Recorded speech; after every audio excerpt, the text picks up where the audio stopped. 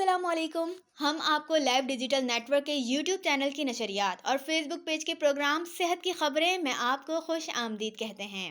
اگر آپ نے اب تک لائف ڈیجیٹل نیٹ ورک کے ہمارے یوٹیوب چینل کو سبسکرائب اور چینل سمیت فیس بک پیج کو لائک نہیں کیا ہے تو فوراً کر لیں اور کمنٹ سیکشن میں اپنی قیمتی رائے کا اظہار بھی ضرور فرمائیں. آج کی خبروں کی اہم سرخیاں ملاحظہ فرمائیں. سپریم کورٹ آف پاکستان نے میڈیکل کالجز کے معائنے کے لیے Pakistan medical and dental council کو مجاز ادارہ قرار دے دیا.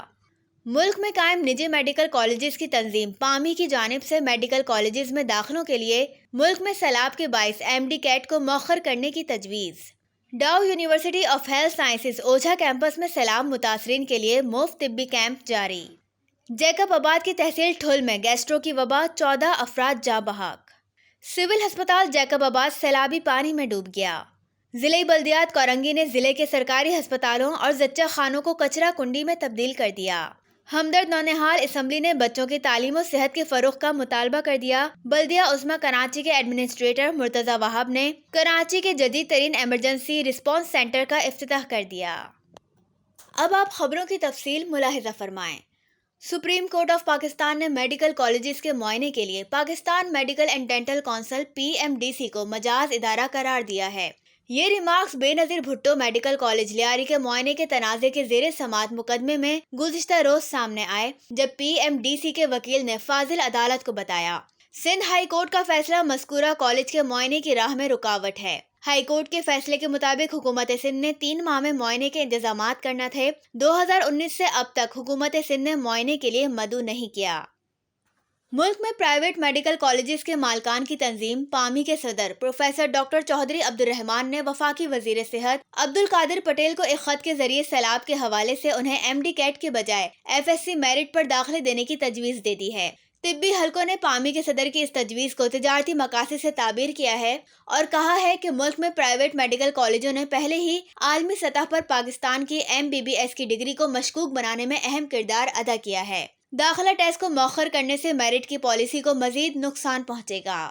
ڈاؤ یونیورسٹی آف ہیلتھ سائنسز کے اوجھا کیمپس میں ضلع شرقی کراچی کے تحریری تصدیق کی بنا پر سیلاب سے متاثرہ مریضوں کو مفت طبی سہولیات فراہم کرنے کا سلسلہ جاری ہے.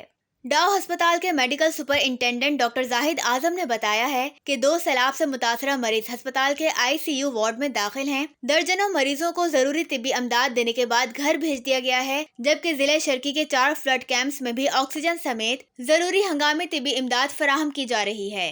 ضلع جیکب آباد کی تحصیل ٹھل میں محکمہ صحت کے عدم توجہی کے باعث گیسٹرو نے وبائی شکل اختیار کر لی ہے اور اب تک اس کا شکار ہو کر 4 بچوں سمیت 14 افراد جاں بحق ہو چکے ہیں.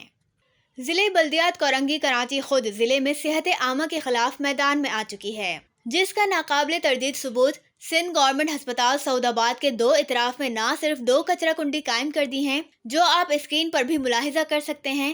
المیہ یہ ہے کہ ہسپتال کی انتظامیہ نے از خود اپنی مدد آپ کے تحت کچرا کنڈی ختم کر کے بینز اور تار کی باڑ لگوائی تو ضلعی بلدیات کے عملے نے دوسری جانب نہ صرف نئی کچرا کنڈی قائم کر دی ہے بلکہ ہسپتال کی انتظامیہ کی جانب سے قانونی شکایت کو رفع کرنے کے بجائے ہسپتال کی دیوار بھی شاول کے ذریعے گرا کر ہسپتال کو غیر محفوظ کر دیا ہے. ہسپتال کی انتظامیہ نے وزیر بلدیات سید ناصر حسین شاہ اور ایڈمنسٹریٹر بلدیہ عظمیٰ کراچی سے اپیل کی ہے کہ وہ بلدیہ کورنگی کی ضلعی انتظامیہ کی لاقانونیت کا فوری نوٹس لیں اور پھر آپ اسکرین پر ضلع کورنگی بلدیہ کے ماڈل ٹاؤن میٹرنٹی ہوم کے مین دروازے کا حال دیکھیں. کیچڑ اور بارش کے پانی کے باعث مریضاؤں کا پیدل جانے کا راستہ ہی نہیں ہے.